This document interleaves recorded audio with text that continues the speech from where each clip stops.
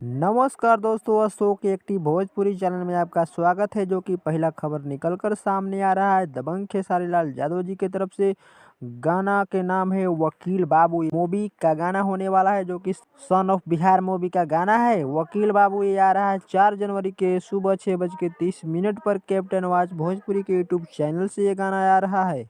उसके बाद में एक और गाना आ रहा है सारी दुनिया करे जय जयकार। ये भी गाना एकदम बवाल और झकास होने वाला है, क्योंकि गाना गाए हैं साजन मिश्रा और गीत लिखे हैं शेखर मधु और म्यूजिक दिए हैं साजन मिश्रा। ये भी गाना बवाल और धमाल मचाने वाला है, जो कि 2 जनवरी के सुबह 6:30 पर गाना आ रहा है। बवाल और धमाल मचाने वाला बी फॉर यू भोजपुरी के यूट्यूब चैनल पर आ रहा है, तो जाकर के देखिएगा। बवाल और धमाल गाना होने वाला है।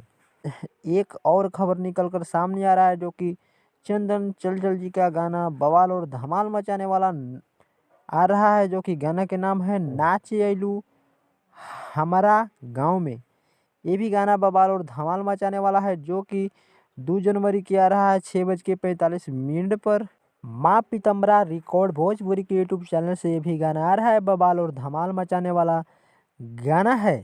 गाना गाए हैं चंदन चंचल और करिश्मा कक्कर, तो गाना बवाल ही होगा। तो ये खबर कैसा लगा हमें कमेंट करके बताएं और चैनल को सब्सक्राइब करें।